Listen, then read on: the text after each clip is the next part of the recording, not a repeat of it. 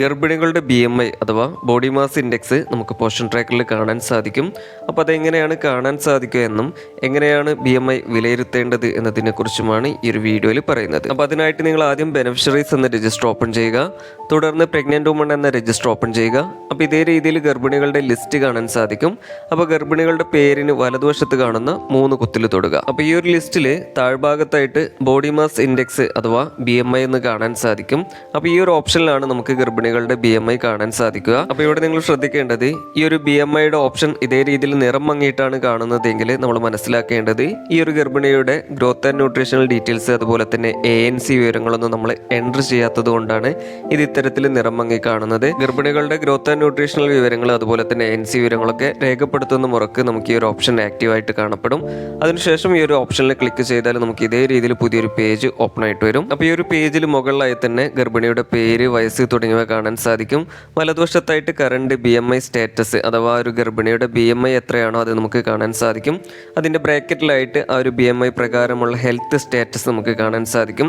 അത് നോർമൽ ആണെങ്കിൽ നോർമൽ എന്നും അതുപോലെ തന്നെ തിന്നാണെങ്കിൽ തിന്ന് എന്നും ഓവർ വെയിറ്റ് ഒബീസ് ഒക്കെ ആണെങ്കിൽ ആ രീതിയിൽ നമുക്കത് കാണാൻ സാധിക്കും. തൊട്ടു താഴെയായിട്ട് ഗർഭിണിയുടെ ബോഡി മാസ് ഇൻഡെക്സുമായി ബന്ധപ്പെട്ടിട്ടുള്ള ഗ്രാഫ് കാണാൻ സാധിക്കും. ഗ്രാഫിൻ്റെ ഇടതുവശത്തെ അക്കങ്ങൾ സൂചിപ്പിക്കുന്നത് BMIയെയും ഗ്രാഫിൻ്റെ താഴ്ഭാഗത്തെ അക്കങ്ങൾ സൂചിപ്പിക്കുന്നത് വയസ്സിനെയുമാണ്. അതേപോലെ ഈ ഒരു ഗ്രാഫിലുള്ള ഓരോ നിറങ്ങളും സൂചിപ്പിക്കുന്നത് BMI പ്രകാരമുള്ള ഹെൽത്ത് സ്റ്റാറ്റസിനെയാണ്.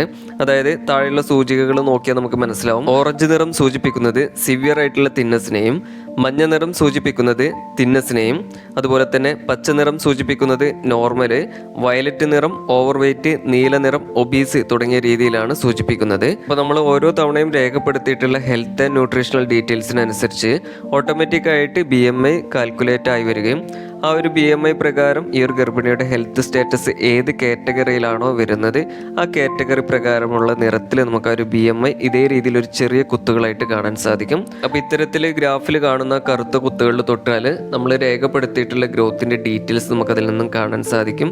അതേപോലെ തന്നെ ഓരോ തവണയും നമ്മൾ രേഖപ്പെടുത്തിയിട്ടുള്ള ഗ്രോത്തിനനുസരിച്ച് അവരുടെ BMIയിൽ വന്നിട്ടുള്ള വ്യതിയാനങ്ങൾ നമുക്ക് ഈ ഗ്രാഫിൽ നിന്നും മനസ്സിലാക്കാൻ സാധിക്കും. അതായത് നമ്മൾ രേഖപ്പെടുത്തിയിട്ടുള്ള ഗ്രോത്ത് ഡീറ്റെയിൽസ് പ്രകാരം അവരുടെ BMI കൂടുകയാണോ കുറയുകയാണോ ചെയ്തിട്ടുള്ളത് എന്ന് നമുക്ക് ഈ ഒരു ഗ്രാഫിൽ നിന്നും മനസ്സിലാക്കാൻ സാധിക്കുന്നതാണ്. അപ്പോൾ ഇത്തരത്തിൽ BMI ഒരുപാട് കുറഞ്ഞ് ഓറഞ്ച്, മഞ്ഞ ഗ്രാഫിൽ കാണപ്പെടുന്നവരെയും അതുപോലെ തന്നെ BMI ഒരുപാട് കൂടി വയലറ്റ്, നീല നിറത്തിൽ കാണപ്പെടുന്നവരെയും പ്രത്യേകം ശ്രദ്ധിക്കേണ്ടതും അവരുടെ ആരോഗ്യ പോഷണ കാര്യത്തിലും ഭക്ഷണ ക്രമീകരണത്തിലും പ്രത്യേകം ശ്രദ്ധ ചെലുത്താൻ നിർദ്ദേശിക്കേണ്ടതും ഗുരുതര പ്രശ്നമുള്ളവരാണെങ്കിൽ ഡോക്ടറുടെ സഹായം തേടാൻ നിർദ്ദേശിക്കേണ്ടതുമാണ്. അപ്പോൾ ഇത്തരത്തിൽ ഓരോ ഗർഭിണിയുടെയും BMI ഗ്രാഫ് നമുക്ക് പോഷൻ ട്രാക്കറിൽ നിന്ന് കാണുവാനും വിലയിരുത്തുവാനും സാധിക്കുന്നതാണ്.